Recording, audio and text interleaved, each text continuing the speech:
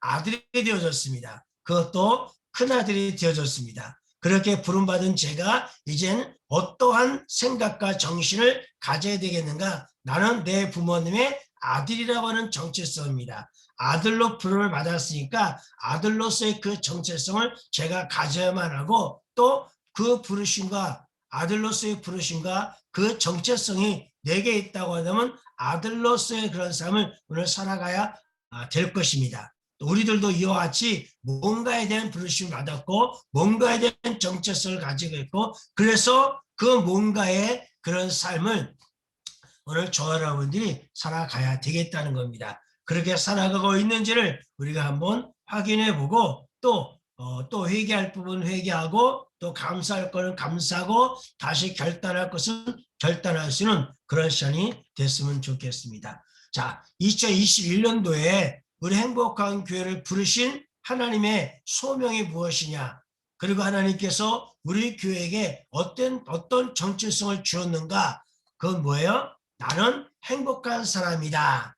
2021년도 1월 1일 해가 떠오르는 그 순간에, 새날이 밝은 순간에 하나님께서 우리에게 너는 행복한 사람으로 내가 올 한 해 불러낸다라고 에클레시아로 우리를 불러내셨습니다. 2020년도에 그 가운데 있었던 나를 2021년도에는 우리를 무엇으로? 너는 이제 행복한 사람이다. 행복한 사람으로 내가 너를 이곳에 21년도에 내가 너를 불러낸다, 이렇게 우리를 불러주셨습니다. 그러고 난 다음에 이제 너희는 그 부르심을 받았기 때문에 올 한 해는 행복한 사람으로서의 그 정체성을 확고해라. 행복한 사람인 것을 확고히 가져라. 행복한 사람인 것을 확고히 갖고 불행하게 살지 말아라.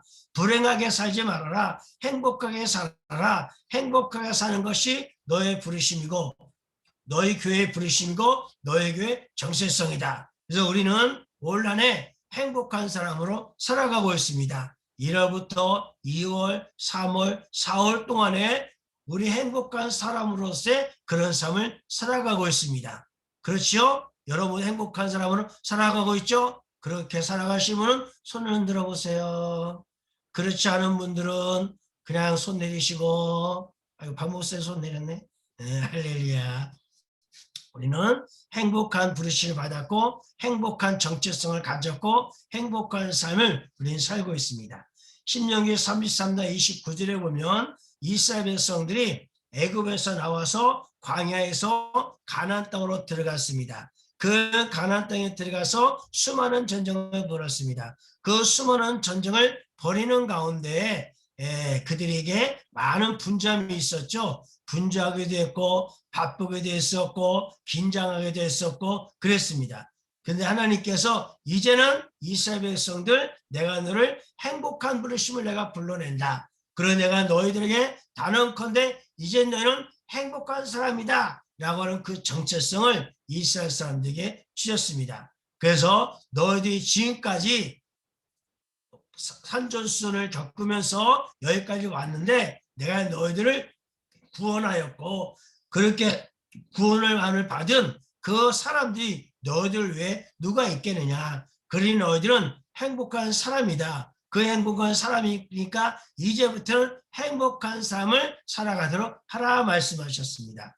이제는 내가 너의 방패가 되어지고 이제 내가 너의 영광의 칼이 되어질 거니까 불행하다고 생각하지 마라. 경제의식을 버려라. 가난의식을 버려라. 광야의식을 버려라. 전쟁의식을 버려라. 이제는 내가 너의 방패다. 내가 너의 칼이다. 너는 이제 행복한 사람이다. 이러한 정체를 가지고 너희가 이후로는 살아갈 것을 말씀하셨습니다. 그러면서 그 행복한 부르심, 행복한 정체성에 대해서 너희가 뭐하라? 너희가 이제 복종하라. 내 대저 누구였습니까? 애굽이었고 우리의 대적이 누구였습니까? 광야였었고 우리의 대적이 누구였습니까? 가나안의 7 족속들이었습니다. 그들이 너희에게 복종했던 것처럼 이제는 너희가 행복한 사람의 그 정체성이라고 하는 것에 대해서 너희가 확고하게 하고 그것에 순종하고 그것에 복종하라, 이렇게 말씀하셨습니다.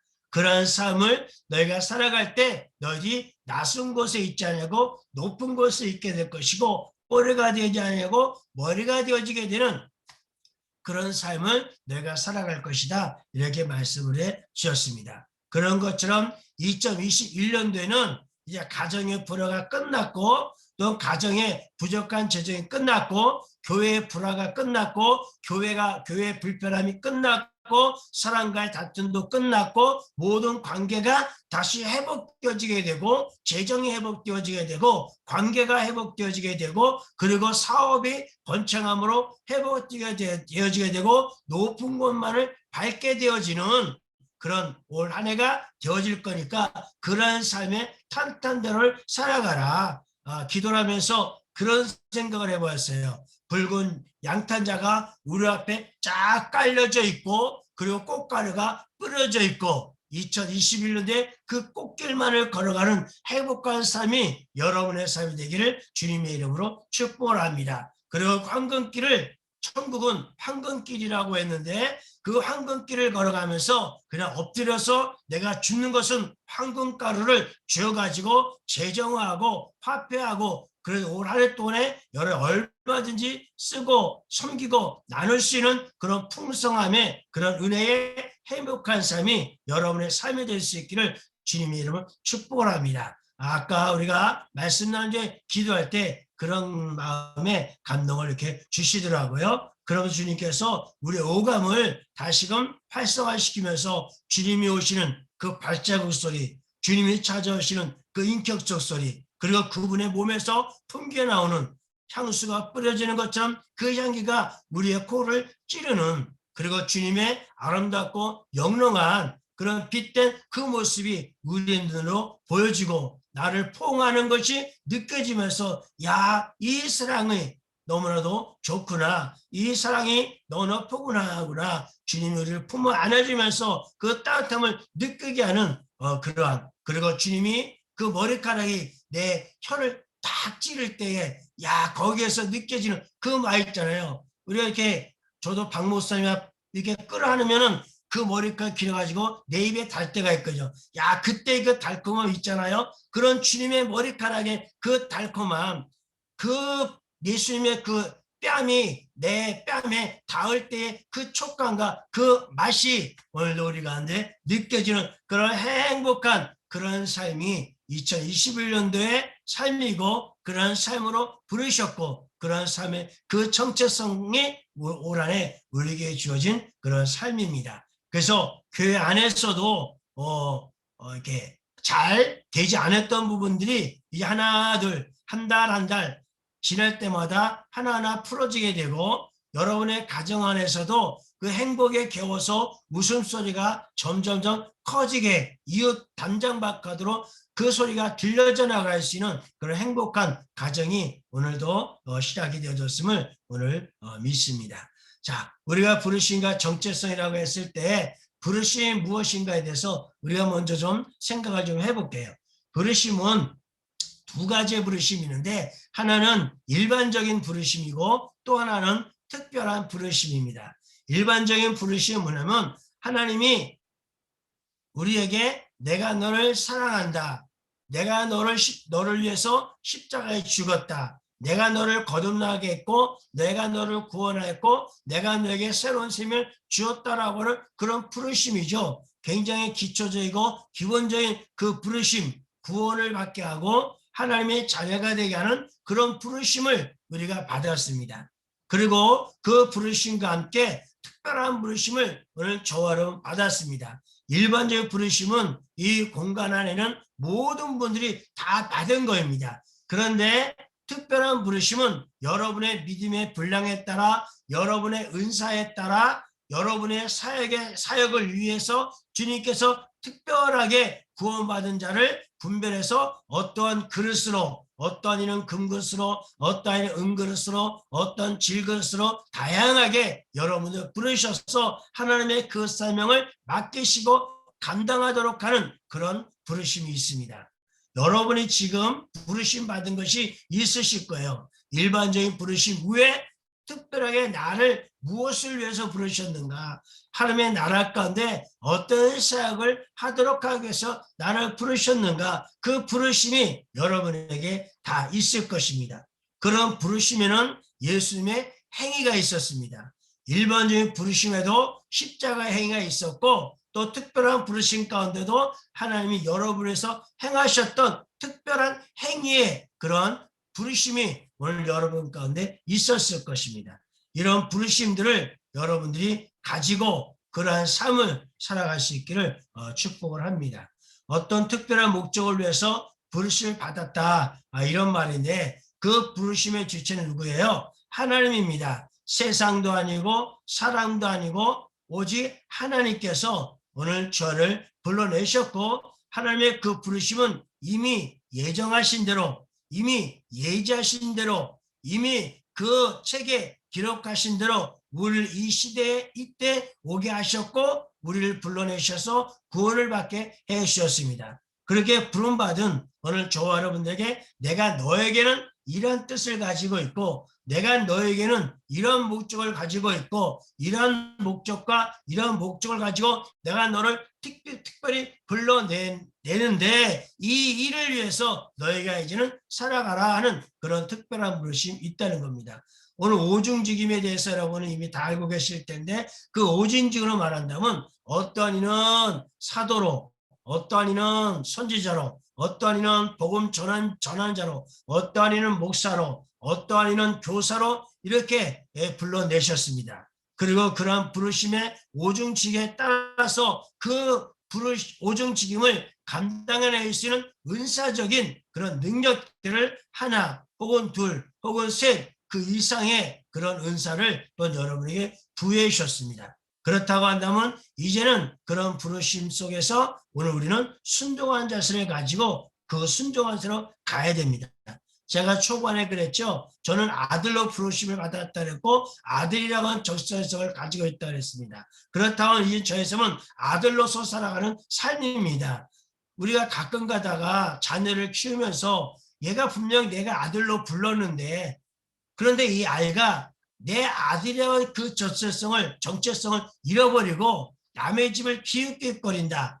참 이게 안 되는 일이잖아요. 내가 아들로 그 자녀를 불러냈고 또 내가 아들의 그 정체성을 내가 세워주었고 그러면 우리 집 아들로서 삶을 살아가야 되는데 우리 교회의 성도로서의 그런 삶을 살아가야 되는데 우리 교회의 부르심과 우리 교회의 정체성을 가졌음에 불구하고 여기보다 다른 것을 더 좋아한다면 다른 교회를 더 좋아한다든지 이러면 이거는 아니잖아요. 행복한 교회가 나의 요람이고 행복한 교회가 나의 무덤이고 행복한 교회가 나의 삶의 터전이고 행복한 교회가 나의 호흡이고 그 안에서 나의 삶을 살아가는 것이 그것이 마땅한 바일 것입니다. 물론 크게는 저 정확하게는 하나님의 나라이겠죠. 하나님의 나라의 부르심을 받았고 하나님의 나라의 정체성을 가졌고 그래서 우리는 하나님의 나라로서의 삶을 살아야 되는데 사람으로서 삶을 살고 세속적인 삶을 살고 하나님을 더 좋아해야 되는데 하나님에게 속한 것을 더 따라가고 더 듣기를 좋아하고 그 우물물을 마셔야 되는데 자꾸 하늘받고 딴 데 가서 뭔가를 찾고 있다라고 한다면 그런 온전한 부르심과 온전한 정체성을 가지고 있다라고 말할 수가 없겠죠. 오늘 저와 여러분들은 각자 받은 바의 그 부르심과 그 정체성 안에서 그러한 삶을 살아갈 수 있는 비록 세상에 있다 할지라도 그 세상을 내 정체성으로 끌어다 가지고 오늘 그러한 삶으로 끌어다 가지고 그것을 변화시키고 회복시켜 나가고 일곱산 그 영역 가운데 내가 올라가서 하나님의 그 형성을 하나님의 그 빛을 비출 수 있는 그렇잖아요. 일곱 가나안 땅에 일곱 족속이 있었는데 그 일곱 족속들을 이스라엘 성대에 들어가서 한 족속 일곱 족속을 접목하면서 그 정복한 그 정상 위에다가 하나님의 나라를 세웠지 않습니까? 하나님의 그 빛을 비췄지 않습니까? 그곳 위에 올라가서 하나님의 삶을 그들의 살아가기 시작했지 않습니까? 그것을 보고 하나님께서 너같이 구원자가 어디 있으며 너같이 행복한 자가 어디 있겠느냐 이렇게 말씀을 하셨습니다. 오늘날 우리들도 부르심에 따라서 7선의 그 영역 가운데서 허덕이는 것이 아니라 그 밑에서 짓누르는 것이 아니라 그 7선의 영역에 올라가서 접목해서 거기에서 하나님의 삶을 살아낼 수 있는 그런 저와 여러분이 되어져야 되겠다는 겁니다. 자, 그럼 전체성은 무엇이냐? 어떤 존재가 본질적으로 가지고 있는 특성, 또 그 특성을 가진 존재 이렇게 말할 수가 있겠죠. 그래서 정체성은 나는 누구인가? 나는 왜 태어났는가? 나는 무엇을 해야 되겠는가? 나의 분명한 어떤 신념, 나의 분명한 그런 믿음들, 그리고 내가 어떻게 살아갈 때에 대한 그런 분명한 그런 성질을, 그런 본질을, 그런 특성을 가지고 있는 것을 정체성을 하겠죠. 뭐 자아정체성이라는 말도 우리가 쓰기도 하고 또 자아정체성의 상실한 말도 우리가 쓰는데 우리는 정체성의 상실을 가진 자라 정체성의 확고함을 가진 오늘 저와 여러분이라고 여겨집니다. 부르심과 정체성, 여기에서 우리의 삶의 시작이 이루어지게 되고 본질적인 삶의 과정 속에 하나님의 선하신 뜻을 위한 킹덤맨으로서 세워져 가는 겁니다. 우린 킹덤맨입니다. 그리고 이 세상에 파송받은 대사입니다. 이 땅으로 부름받은 에클레시아입니다. 그리고 우리는 킹덤 빌더입니다. 하나님의 나라를 세워가는 하나님의 건축가들입니다. 부르심과 정체성이 이제는 뭐가 돼요? 내 성품이 되어져야 되고 나의 인격이 되어져야 되고 우리의 습관이 되어져야 됩니다. 그 부르심의 정체성이 확고한 사람은 하나님의 성품이 보여져요. 그리고 하나님의 성격이 나와. 그리고 하나님의 습관이 나와. 예수님도 습관을 쫓아 이런 말씀을 하고 계시잖아요. 오늘 우리가 하나님의 부르심과 하나님의 정체에 갔었다고 하면 너는 영락없이 하나님을 닮았구먼. 어떻게 걸음걸이도 어떻게 하나님을 닮았어? 어떻게 말하는 폼새가 하나님과 똑같이 말을 해? 어떻게 생각하는 것이 하나님과 똑같은 생각을 할 수가 있어요? 그 아버지의 그 아들이라고 어떻게 하나님이 갖고 계신 그 습관을 너희들도 똑같이 갖고 있니? 그런 심성을, 그런 지성을, 그런 인성을, 그런 어떤 감성을 어떻게 가지고 있니?라는 그런 것을 통해서 아버지의 그 영광이 나타날 수 있도록 그런 삶을 오늘 저와 여러분이 살아가야 되겠다는 겁니다. 그리스도의 그 향기가 우리 가운데 예수님에게 풍겨났던 것처럼 풍겨날 수 있는 그런 삶이 오늘 살아가야 되겠다는 겁니다. 자, 우리가 구약에서는 다윗에 대해서 신약에서는 다윗에서 한 번씩을 좀 예를 들어서 한번 보려고 합니다. 먼저 구약에서 다윗을 우리 한번 볼게요. 너무나 잘하는 분인데 다윗이 이새의 아들로서 있었죠. 막둥이로서 이렇게 살았죠. 근데 이제 이 다윗이 하나님 앞에 부름받기 이전에는 하나님을 알았겠죠. 이스라엘 백성들은 다 하나님을 섬기고 하나님을 제사하고 예배했던 사람들이었죠. 그런데 다윗이 하나님께로부터 특별하게 부름받은 한 날이 있었습니다. 그 날이 언제냐면 사무엘상 16장에 보게 되면 하나님께서 사무엘 선지자에게 사무엘아 너희가 이새의 집으로 가라. 거기에 가게 되면 오늘 내가 이 세상에 이 나라의 왕으로 세울 자가 거기에 있다. 그곳에 가서 그 사람에게 기름을 붓도록 하라 말씀하셨어요. 그래서 사무엘이 이새 집에 갔죠. 그랬더니 이새가 난리가 났죠. 그 집안이 선지자가 온다고 하니까 난리가 난 거예요. 그래서 막 청소도 하고 분주하기도 하고 막 그냥 맞이할 준비를 하고 막 그렇게 그리고 자기 자녀들을 다 이제 불러 모아가지고 다 이제 영접할 것만 다 했어요. 그래서 사무엘이 딱 왔어요. 딱 와서 이제 하나님의 명령에 따라서 그의 아들 중에 누가 이 나라의 왕이 될 수 있을 것인가 하고 딱 보는 거예요. 근데 첫째 딱 하는데 보니까 괜찮게 생겼어. 몸도 좀 괜찮고 잘생겼고 좀 등치도 있고 다 이 아들이 이제 뭐예요? 이제 왕인가 보다 하고 하려고 하는데 하나님께서 노했죠. 그래서 하나가 지나가고 둘이 지나가고 셋이 지나가고 그 아들이 다 지나가는데도 하나님께서 사인을 내려주지 않는 거예요. 그러니까 사무엘이 그 아버지 묻잖아요. 이 집에 아들에게 다냐? 그랬더니 아니라고. 아들이 하나 더 있는데 지금 저기 밖에 나가서 일하고 있다고. 양을 돌보고 있다고. 그런 거예요. 그러니까 이 다윗은 아버지의 부름도 받지 못하고 선지자가 오는 그 자리에 초청하지 못하고 천덕꾸리처럼 일꾼처럼 노예처럼 바깥에 나가서 일하는 그런 일꾼 그런 취급을 가정에서도 받으면서 그렇게 자랐던 것 같아요. 그런데 이제 그 자녀를 데려오라고 하니까 이세 아버지 할 수 없이 다윗을 오라고 해가지고 왔는데 근데 그때 하나님이 사인이 떨어지는 이 아이가 바로 내가 쓸 왕이다. 그래서 사무엘이 기름 뿔병을 가져다가 그 형제 중에서 그 다윗에게 붓고 그리고 이날 이후로 다윗이 여호와에게 크게 감동을 받고 그리고 이제 왕으로 기름 부음을 받게 됐습니다. 이것이 다윗이 받았던 부르심이었습니다. 그런데 문제는 뭐냐면 다윗이 앞으로 이 나라의 왕으로서 기름을 받고 그 부르심을 받았다라고 한다면 이때부터 다윗의 삶은 어떤 삶이 되어야 돼요? 왕으로서의 삶을 살아가야 돼요. 내가 이 나라의 왕이 될 것이니까 왕이라고 하는 그 정체성을 가지고 이 다윗이 살아가야 되는데 근데 사실은 다윗이 그런 부르심을 받았음에 불구하고 그 정체성을 가지고 살지를 못했어요. 여전히 또 나가서 양을 치고 또 나가서 들에 나가서 양을 끌고 다니면서 물을 먹이고 집안일을 도맡아 하면서 그 일들을 하면서 그렇게 살았어요.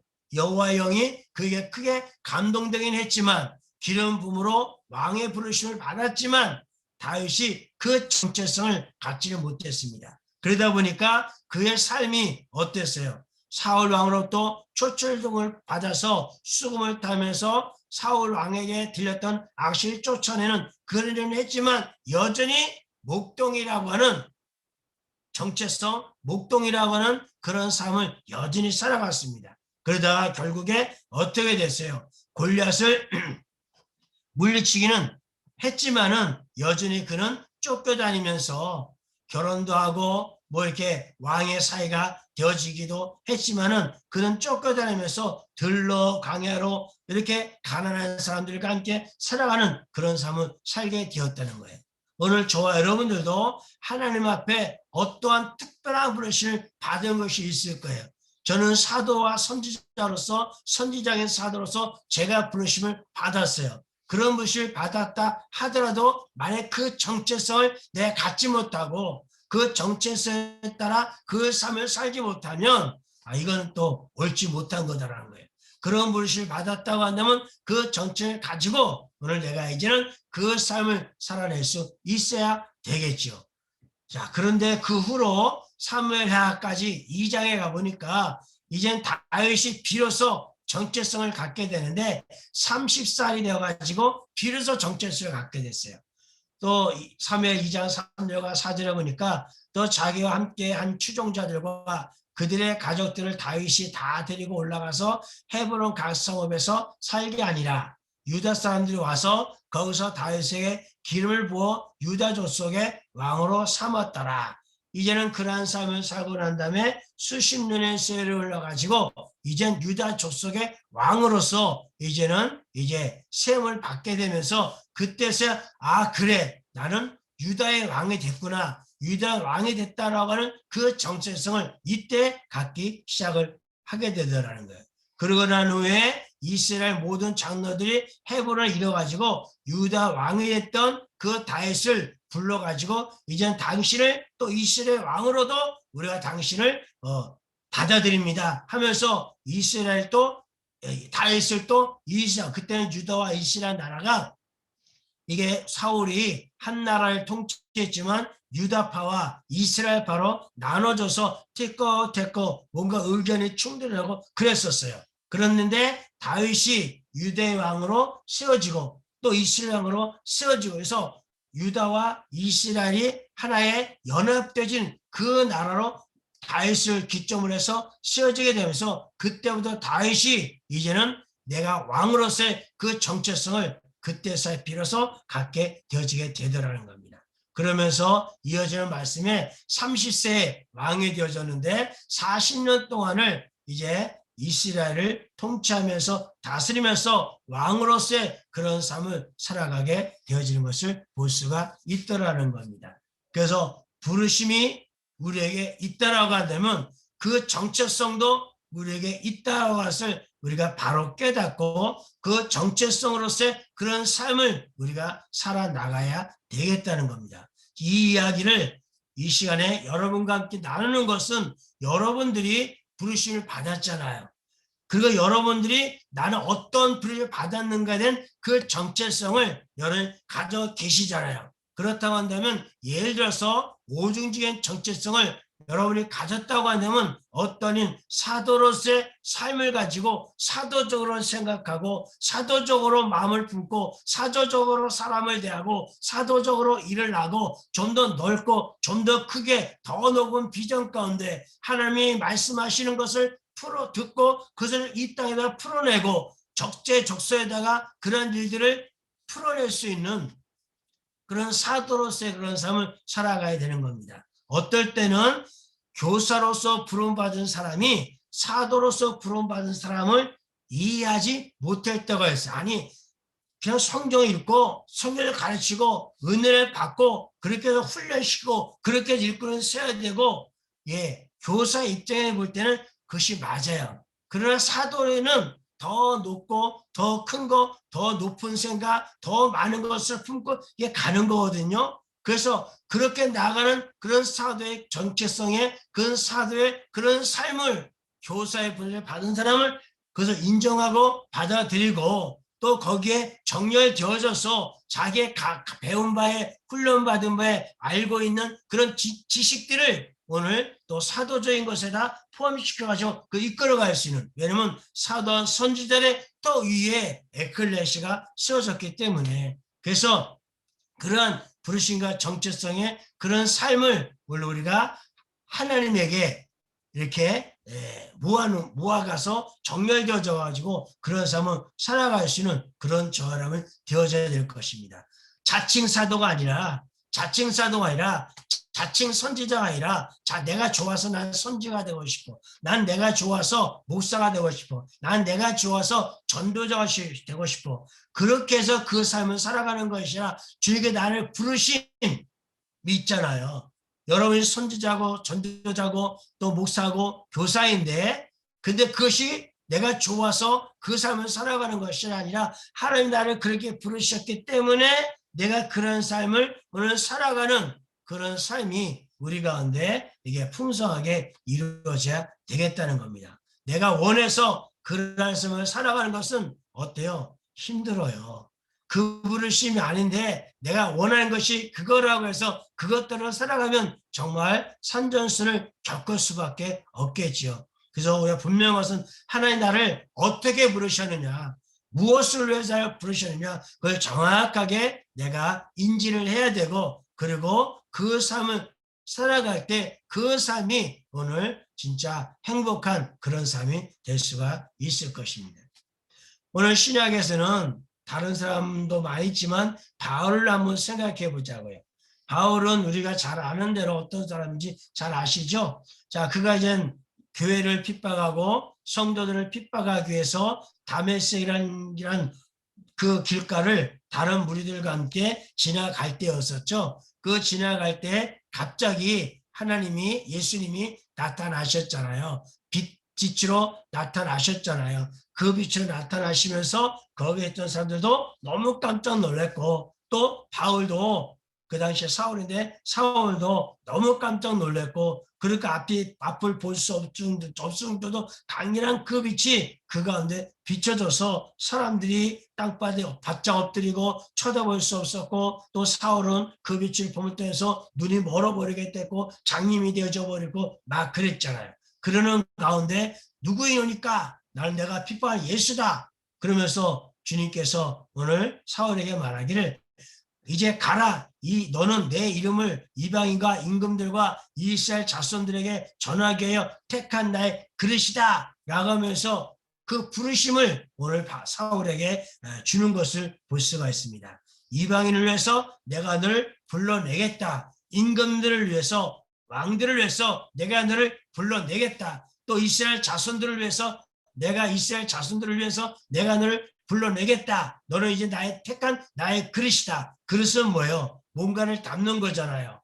뭔가를 담아서 그 담겨진 것을 누군가에게 나눠주는 건데, 베드로는 유대인에게 나눠줬고, 베드로는 예루살렘이라는 유대인 교회를 오늘 이렇게 목회를 했고, 근데 나는 사울 너는 이방인에게 먹을 것을 나눠주고 이방인에게 말씀으로 훈련하고 이방인들을 제자로 삼게 되고 이방인 교회를 세우고 이방인 교회를 목회하고 또 거기 이방인 교회를 목회하고 그렇게 하는 나의 택한 나의 그릇을 내가 널 삼았다라고 오늘 사울에서 바울로 그렇게 부르심을 받았습니다.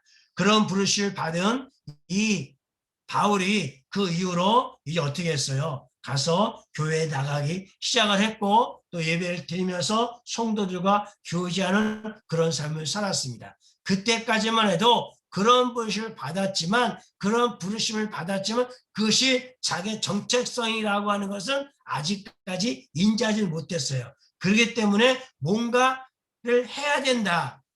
사도적 이방인의 사도로서 임금들을 위해서 당시의 왕들을 위해서 각하들을 위해서 공무원들을 위해서 뭘 해야 되겠다는 그런 생각을 갖지 못했어요. 그가 정체성을 갖게 된 것은 언제냐면 9장에서 10장에서 11장 12장을 지나서 13장에 와서 즉 13장 와서 2절에 3절 보니까 주를 섬겨 금식할 때 성령이 이르시되 내가 불러 시키는 일을 위하여 바나바와 사울을 따로 세우라 하시니 이에 금식하며 기도하고 두 사람에게 안수하여 보내니라. 자 보세요. 다윗도 왕의 부르심을 받았어요. 기름 부음까지 받았어요. 그러나 정체성을 갖지 못했어요. 그 정체성을 갖지 못했을 때에 누가 그 정체성을 깨닫게 해줬어요. 유다 사람들이 깨닫게 해줬고 이스라엘 사람들이 깨닫게 해줬고 왕으로 다시 셈을 통해서 그때서야 다시 맞아. 내가 왕으로 부름받았어. 그래 맞아. 나는 왕의 정체성을 가져야 돼. 그때 비로소 40년간 연합되어진 그 나라를 통치하는 그런 왕으로서의 삶을 살았습니다. 바울도 빛 대신 예수를 만났을 때에 부르심을 받았을 때 그 부르심을 받았음에도 불구하고 그 부르심이 무엇인지를 인지하지 못했어요. 물론 개종을 했어요. 유대교에서 기독교로 개종을 했어요. 그리고 예수님 믿기로 작정을 했어요. 회당에 갔어요. 또 성경 공부도 하면서 또 같이 예배도 드렸어요. 그럼에도 불구하고 9장에서 10장과 11장과 12장까지 오는 동안에 자기의 정체성에 대한 사도적인 그 사역을 이방인을 위한 그런 사역을 본격적으로 시작하지 못해서 왜? 그 정체성에 대해서 확고하지 못했기 때문에 그랬을 때 하나님께서 바울을 어떻게 했어요? 안디옥 교회 성도들을 통해서 금식을 하면서 기도를 하게 하면서 사울을 바나바와 함께 사도로 세우면서 그때서야 그래 맞아. 사울 나는 이젠 더 이상 사울이 아니라 이제 나는 바울이 돼야 돼. 작은 자가 되어서 나는 사도야. 사도로서 하나님의 택한 것을 부름 받았어라는 확고한 그 정체성을 이때로부터 가지게 되었더라는 거예요. 오늘 스스로 깨달을 수도 있지만 스스로 깨닫게 못하면 누군가를 통해서 금식을 하며 기도를 하면서 커미션을 하면서 세움을 받으면서 그 정체성을 깨닫게 하더라는 거예요. 저도 그랬었던 것 같아요. 그래서 여러분들도 부르심을 받았지만 여러분의 정체성을 모르면 여전히 어떻게 돼요? 이전의 삶을 살아가게 되는 거예요. 그러나 여러분 부르심을 받고 그 정체성을 확고하게 인지한다고 한다면 이제부터는 이전 삶이 아니라 다른 삶을 살아가게 될 거예요. 예를 들어서 내가 돈 100만 원을 가졌을 때 이전에는 그 돈 100만 원을 가지고 이렇게 사용을 했지만 그러나 그 정체를 갖고 난다면 그 100만을 가지고 이렇게 사도적으로 선지자적으로 오늘 또 뭐 교사적으로 복음 전도자적으로 그들을 사용하는 주와 복음을 위해서 뭔가 유용하게 쓰는 그런 이후의 삶으로 우리가 살아가게 되어지게 되더라는 거예요. 그래서 꼭 물질적인 것만이 아니라 오늘 내가 먹고 마심에 있어서도 내가 직장을 갖고 일함에 있어서도 자녀를 양육함에 있어서도 사람을 만날 때도 뭔가를 말을 할 때에도 이전에 같은 그런 말이 아니라 내가 손자면 선지자와 같은 그런 말하고 선지자 같은 눈으로 바라보고 선지자와 같이 물질을 사용하고 선지자와 같이 자녀를 양육할 수 있는 그런 삶으로 오늘 이렇게 살아가는 그런 삶이 되어지게 된다는 겁니다. 사람을 보더라도 이전에는 불쌍히 보다는 안 됐다 어떻게 그러냐 그런 거 보았다고 한다면 이제 이후로는 목자의 마음을 가지고 그 사람을 보니까 그 사람 마음에 속에 들여다보면서 너무 불쌍히하고 너무 궁히 여기는 치근히 여기는 그런 예수의 마음을 가지고 그들을 품게 되니까 현장에서 가는 자 같은 여인할 때도 용서할 수가 있고 뺨을 때려도 이쪽 뺨을 돌려댈 수가 있고 내 것을 달라고 하면 그 2배, 3배로 줄 수 있는 이전과 다른 이외의 삶을 살아가는 그런 삶이 되어지게 되더라는 거예요. 물 한 컵을 대접하더라도 이전에는 그냥 목말라 그냥 줬지만 이후에는 선지자 이름으로 대접했더니 선지자 이름으로 대접했더니 그렇게 하는 그런 삶의 이전과 위의 삶이 오늘 바뀌어지게 되더라는 겁니다. 바울도 이제 하나님께서 부른 택한 그릇 이방인과 임금들로 해서 부름받은 그 정체성을 이때로부터 갖기 시작을 하면서 이젠 그가 사도로서 이방인의 사도로서 그런 삶을 살게 되더라는 겁니다. 빌립보서 3장 10절과 12절에 보면 그가 그렇게 고백했죠. 내가 그리스도와 그 부활의 권능과 그 권의 참여를 알고자 하여 이것이 이제는 바울이 가졌던 정체성이었고 바울이 살아가는 삶의 모토가 되어졌습니다. 그의 죽으실 본받아 어떻게 해서든지 죽은 자 가운데서 부활에 이르려 하노니 내가 이미 얻었다함도 아니요 온전히 이뤘다함도 아니라 오직 내가 그리스도 예수께 잡힌바된 것을 잡으려고 내가 달려가노라. 이것이 정체성을 알고 살아갔던 바울의 삶이었다라고 하는 겁니다. 그래서 저와 여러분들도 이와 같은 정체성의 삶을 이제 우리가 살아갈 수 있는 보여줄 수 있는 그런 절에 될 수 있기를 주님의 이름으로 축복을 하고자 하는 것입니다.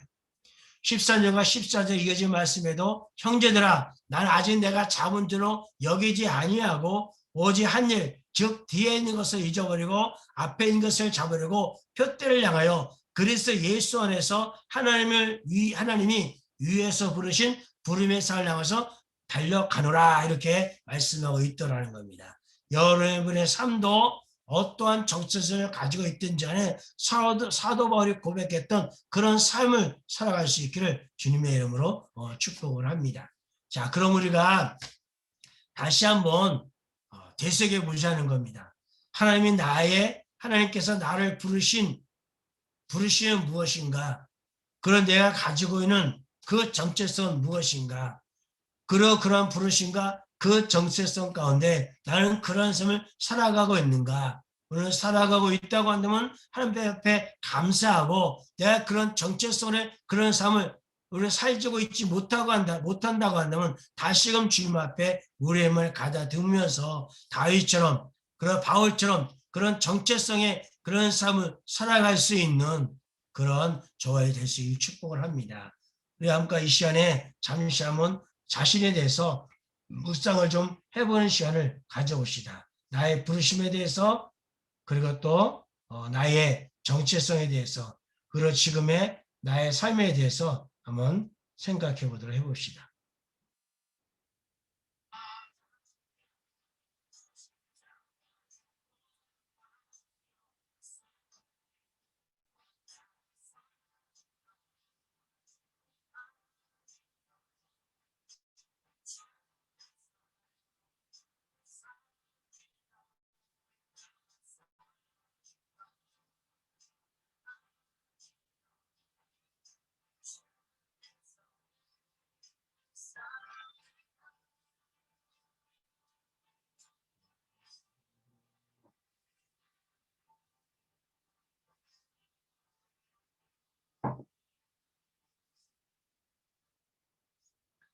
이 시간에 한번 말로 한번 표현해 봅시다. 그러면서 내가 부름받은 부르심, 정체성, 나의 삶에 대해서 한번 정리를 한다 그럴까요? 한번 표현해 보면서 말로 고백을 하면서 우리가 한번 나를 한번 이렇게 PR해 볼 수 있는 그런 시간을 가졌으면 좋겠습니다. 자, 한 분씩 순서대로 나의 부르심은 이거입니다. 나의 정체성은 이것입니다. 그래서 나는 이렇게 살아가려고 합니다. 살아가고 있고 또 이렇게 살아가려고 합니다. 하는 것을 우리가 한번 고백을 좀 말로 한번 표현해 봅시다. 다 가지고 계실 거예요. 가지고 계시는 것을 우리가 한번 우리 앞에서 한번 표현해 봤으면 좋겠습니다. 자, 누구부터 할까요? 제가 보는 화면에 위에서부터 아래까지 순서로 보니까 유주영, 어미수, 허정아, 박영란 이런 순서로 되어져 있는데 우리 유주영 선생님부터 한번 음성을 제거하시고 저의 부르심은 이거입니다. 저의 정체성은 그래서 이것입니다. 이것을 위해서 나는 이렇게 하고 있습니다. 한번 이야기해 봅시다. 저의 부르심은 오중지기무 중에서는 목자입니다. 그리고 저의 정체성은 하나님을 찬양하는 자라고 생각합니다. 그래서 정말 목자로서 사람들을 보살피고 찬양하는 사람으로서 정말 하나님을 찬양하고 하나님을 높이는 삶을 살아가고 있고, 그리고 더 주님을 찬양하고 더 주님을 높이는 자로서 살아가겠습니다. 아멘. 네, 응원합니다. 어문식 집사님. 네, 저의 부르심은 선지자입니다. 제가 느낀 게 뭐냐면요. 슈퍼블룸 여러 목사님들을 말씀을 들을 때마다 이제 저분은 선지자이시구나, 저분은 교사이시구나, 저분은 사도이시구나. 이 부분이 이제 이게 확연히 보여지는 것 같더라고요. 아멘. 그러면서 저도 되게 선지자에 대한 갈망, 열정 그런 것들이 있었는데 누가 보더라도 내가 선지자임을 알 수 있도록 해야 되겠다.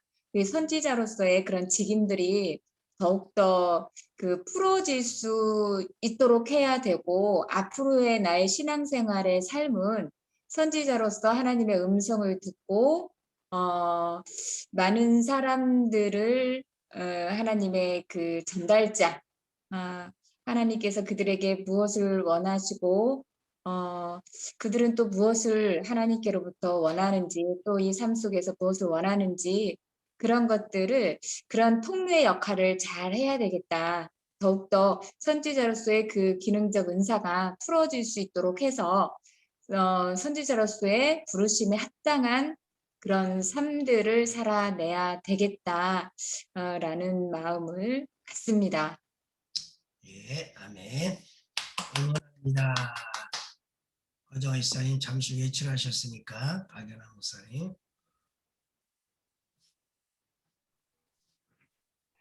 허정아 씨 어디 갔대요? 저는 이걸 이제 오늘 말씀을 들으면서 이렇게 생각해 봤어요. 나의 부르심은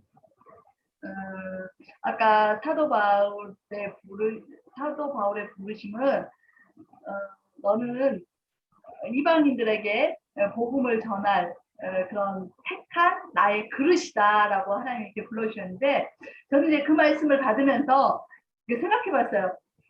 내가 처음에 신앙생활을 할 때 상대도교회에서 저는 그냥 막연하게 제 안에 그때 그냥 주님의 음성이 그냥 마음으로 들렸던 것 같아요. 너는 내 것이라.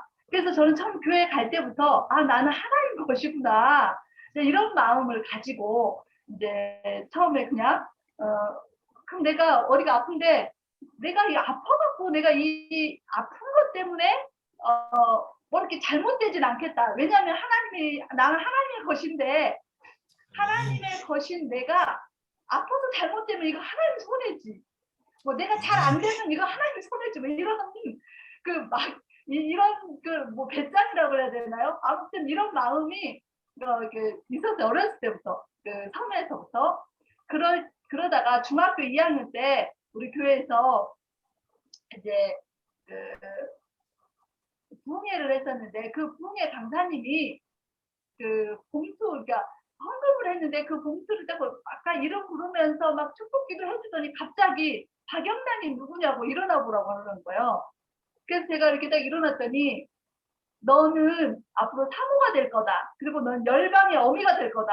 그렇게 얘기했어요. 아마 이것이 저의 부르심이라고 생각이 됩니다. 그때 이제 저를 콜링하시는 주님의 음성인 것 같습니다. 저는 그렇게 이제 그런 것들이 한 번이 아니라 이게 여러 차례 그런 얘기들을 들으면서 나도 모르게 그런 마음들을 이제 가지고 신앙생활을 하게 되었고요. 또 그렇게 부르심, 사모로서의 부르심, 그 다음에 너는 내 것이라는 그런 부르심 가운데 살다가 이제 사모가 되었고 또 이제 목사 안수를 받으면서 나의 정체성이 사모는 너무 익숙하고 사모는 너무 편하고 좋은데 목사 그러면 뭔지 모르게 이것이 내용 맞나? 막 이런 마음이 좀 있었어요. 그런데 하나님 계속해서 너는 이제 목사다. 목사로서의 자질을 갖춰라. 그 다음에 자기 관리를 똑바로 해라. 또 영적 지도자가 제대로 이게 서라. 이제 저는 이제 목사님 뒤에서 목사님의 뒤에 감춰져서 숨어서 그렇게 편안하게 있으려고 하는데 계속해서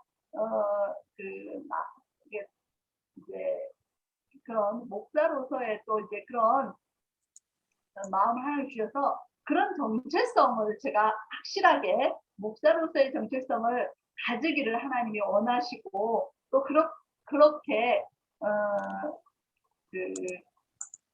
내가 가져야 할 것 같습니다. 이제 마치 다윗이 왕으로 불렀지만 왕의 정체성이 없을 때는 늘 이렇게 힘들고 막 그랬는데 왕의 정체성을 딱 가지니까 그때부터 이제 왕으로서의 어떤 그런 권력이 나왔던 그런 이게 지도력이라든지 그런 하나님의 마음이 나왔던 것처럼 이제 목사로서의 그런 확실한 정체성을 가져야 되겠다. 이제 이런 마음을 제가 오늘 말씀을 받으면서 그런 생각을 했고요. 또 나의 부르심과 정체성으로서의 삶은 이제 목사로서 그러면 이제 저는 이제 계속해서 이제 고민을 하고 생각을 했었던 것이 이제 오중직임도 이제 저는 목자가 가장 이제 저의 직임 가운데 맞고 목자로서 그럼 어느 7산 영역 가운데 그러면 어느 산을 정복을 해야 될 것인가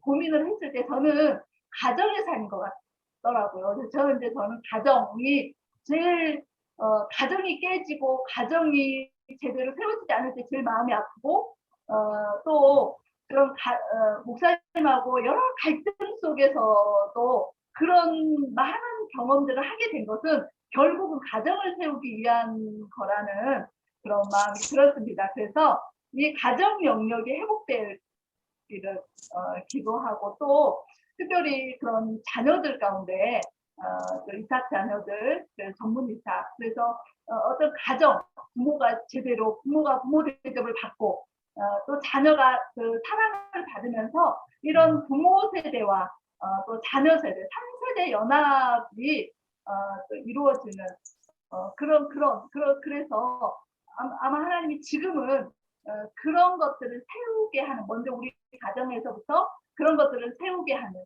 결국은 이 가정의 영역을 세우는 자로 그런 목사로서 또 가정의 영역을 제대로 세우는 키워내는 그리고 많은 이삭 자녀들을 정말 하나님의 그 7산을 파급시킬 수 있는 그런 부르심을 향해서 저의 삶을 나아가겠습니다. 아멘. 주의 이름으로 응원합니다. 네. 우리 송현성 집사님.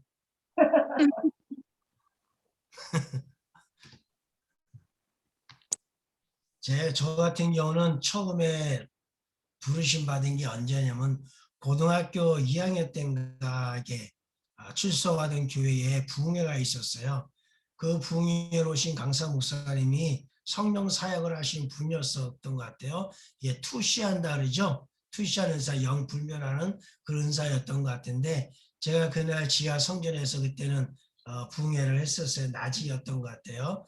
낮에 밤에는 본당에서 하고 근데 그때 제가 헌금을 하나님 앞에 드렸어요. 헌금을 드렸더니 그분께서 이제 헌금을 들고 한 사람 한 사람을 위해서 축복기를 하셔요. 축복을 하시는데 이제 제가 드린 헌금의 봉투를 순서가 돼서 딱 보시면서 하는 말씀이 이 헌금 누구야? 그런 거에서 예 좋네요. 그랬어요. 그랬더니 너 특별하게 뭐 일해야 되겠구만. 넌 특별히 하나님 불렀구만. 하나님을 해야 되겠네. 하나님 해야 돼. 그때 그런 어떤 예언적인, 지금으로 하면 예언적인 그런 선포죠. 그런 예언적인 어떤 하나님의 일을 해야 된다. 목회를 해야 된다. 그런 기름을 받았다라는 그런 선포를 했던 것이 기억이 나요. 근데 그때는 그 부르심을 내가 들었음에도 불구하고 그것이 뭔지를 몰랐어요. 그걸 모르고 있고 있다가 고3 때 됐을 때 또 한 번 하나님께서 이렇게 친구들을 통해서 이제 그 부르심을 저에게 또 하시는 거예요. 그 부르심이 뭐냐면 그때 고등학교 때 2명의 친구가 나를 찾아와가지고 둘이 짜고 하는 것은 아니었는데 이 친구가 와서 또 저 친구가 와서 야 용범아 우리 신학교 가자. 우리 같이 대전에는 침례신학교 가자. 그렇게 하는 친구도 있었고 어떤 식이야 나랑 같이 신학교에 가자. 신학교에서 공부하자. 우리 한번 목회하면 어떻겠느냐. 그런 이야기들을 저에게 했었어요. 한 번도 아니고 두 번도 아니고 때가 되면은 고3 때니까 이제 공부하고 진로를 정해놓고 공부를 띄웠었으니까 야 우리는 그러지 말고 목회하기 위해서 신학대학을 가자. 그런 걸 얘기를 했었는데 그것이 저는 부르심이라는 생각을 못했고 아니야. 거절한 거죠. 아니야. 난 그거 안 되나 거기 안 가나 딴 데 갈까. 난 돈 벌 거야. 경영학 전공해가지고 사업을 하는지 그렇게 할 거야. 그렇게 하면서 거절을 했었어요. 그러니까 주님이 저에게 계속 노크를 했을 불구하고 이제 제가 그 부르심을 받아지 못했고 그러다 또 주변에 있는 이제 전도사님들을 통해서 그리고 어떨 때는 집사님을 통해서 또 그런 이야기들이 이게 또 들어오고 그리고 또 학교 선생님들도 꼬마 목사, 꼬마 목사, 작은 목사 이런저런 부르면서 또 그렇게 했던 적도 있고 그런 시시때때로 여러 차례 그런 부르심을 주님의 음성을 사람을 통해서 함에도 불구하고 그제 저의 부르시라고 하는 것을 저는 받아질 못했어요. 설마 그러곤 제가 마다했어요. 그러다가 제가 1984년도 1월 달에 일산에 버스를 2번 타고 3번 타고 이렇게 타고 1월 달에 기도원이 있어. 거기 왜 갔냐면 자꾸 나는 그런 생각이 없는데 자꾸 저에게 그런 쪽의 부르심을 자꾸 이야기를 하니까 도대체 뭔가 하나님이 음성을 내가 직접 응답을 직접 드려야겠다 생각하고 일산에 가서 기도를 해서 3박 4일 동안 추운 겨울날 산에 가서 기도를 했어요. 기도를 할 때 그때 하나님께서 저에게 아주 정확하게 저를 부르셨어요.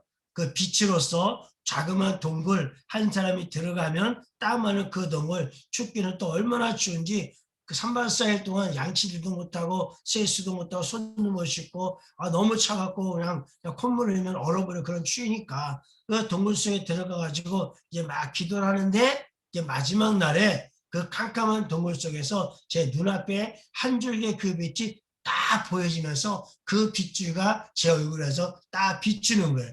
너무 놀라가지고 그 자리에서 그냥 뒤로 이렇게 거의 넘어질 정도로 넘어지면서 그때 제 마음에 들리는 음성이 뭐냐면 내가 너를 부른다. 내가 너를 부르는데 응답하라. 뭐 이렇게 제 마음 가운데 음성으로 제 기로가 아니라 제 마음으로 그런 주님의 음성이 마음으로 확 들어오는 거예요. 그래서 제가 그 앞에 꼬꾸라지면서 그럼 이제는 제가 주님의 그 부르심을 제가 받들겠습니다. 제가 그동안 거절했지만 주님이 저를 부르신다라고 한다면 정말 주님의 뜻대로 저를 사용하십시오. 어떤 길로 어떻게 갈지 모르지만 주님이 저의 삶을 책임져 주십시오. 나는 맡겨드리겠습니다 하고 그때 그 부르심을 제가 받았던 것 같아요. 그런 부르심을 받고 신학교를 갔고 신학교에서 4년 대학원까지 7년 8년을 공부를 했어요. 그런데 이제 공부는 이제 그만하고 이제 목회를 해야 되는데 부교육자 목회를 하면서도 이제 내 목회를 해야 되는데 어떻게 해야 될지를 모르겠는 거예요. 하자니 그렇고 안 하자니 그렇고 상당히 많이 헷갈렸어요. 그래서 어떻게 하다 그냥 어떻게 이제 개척을 하기는 했는데 개척을 하긴 했는데 뭔가 이렇게 잘 이게 어떻게 해야 될지를 모르겠는 거예요. 그래서 결국에 개척 목회를 했지만 포기해버리고 이제 그만두고 이제 제가 당진으로 넘어오게 됐었는데 그러다가 이제 당진에 와서도 이제 2년 목회하다가 그것도 내 마음에 뭔가 차지가 안 나가지고 그것도 내려놓고 이제는 실업자가 돼버린 거예요.